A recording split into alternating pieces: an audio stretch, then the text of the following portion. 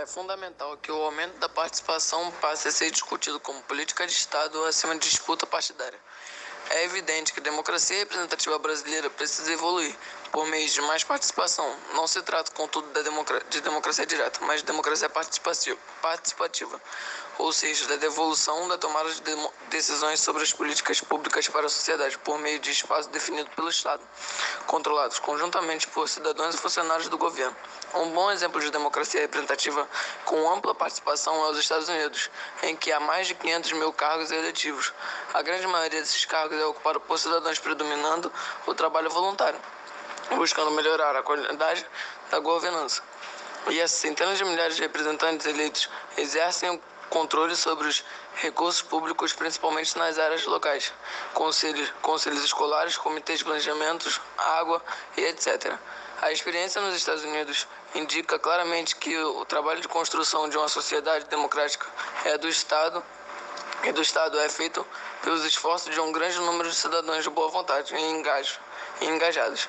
A participação dos cidadãos americanos evoluiu bastante ao longo desses 2 séculos, tendo sido estabelecida antes mesmo da promulgação da Constituição dos Estados Unidos em 1789. A inovação mais famosa que continua a ser utilizada até hoje foi as Assembleias Municipais da Nova Inglaterra, em que os cidadãos se reúnem anualmente para discutir e votar sobre a alocação de bens públicos.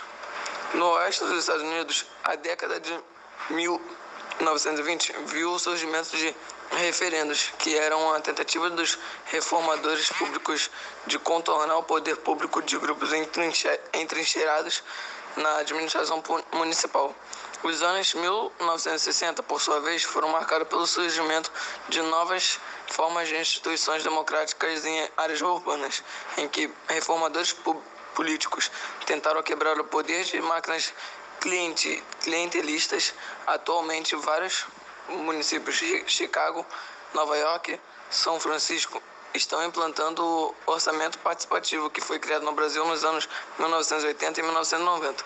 Em outro exemplo importante, na Coreia do Sul, 3 diferentes presidentes introduziram um conjunto de políticas inéditas da participação nos últimos 20 anos. Em particular, eles criaram um sistema em que os police experts estão envolvidos na formulação de orçamento nacional, a qual os cidadãos têm a oportunidade de participar no nível local.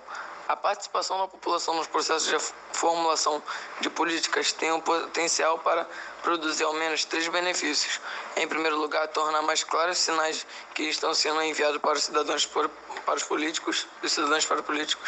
Além disso, criar espaços públicos para que as pessoas expressem as suas demandas e seus interesses. E, por fim, aperfeiçoar os mecanismos de controle sobre a alocação dos recursos públicos, vez que dá a voz ao seu destinatário final. A atual iniciativa do governo federal de promover a participação direta dos cidadãos por meio do decreto número 8.243/14 deve ser vista como parte de um processo maior no sentido da ampliação dos canais institucionais do Estado. É importante discuti-la, transformando-a em uma questão suprapartidária, fundamental para o aperfeiçoamento da democracia representativa no Brasil.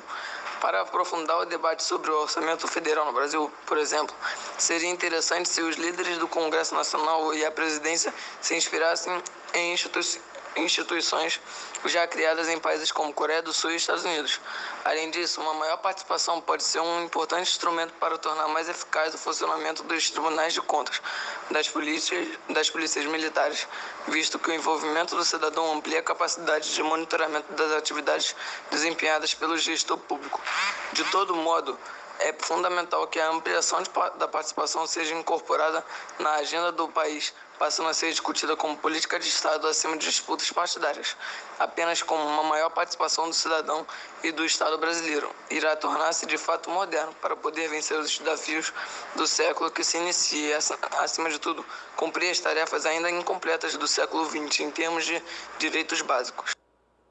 O aumento da participação popular deve ser discutido como política de Estado, além das disputas particulares, em colunas do jornal Valor Econômico. Os pesquisadores falam sobre a consolidação da democracia no Ocidente durante o século XX. Analisando o caso brasileiro, Para eles, o processo de democracia do país evoluiu substancialmente nas últimas 3 décadas, mas que este processo não se limita aos aumentos de números de eleitores.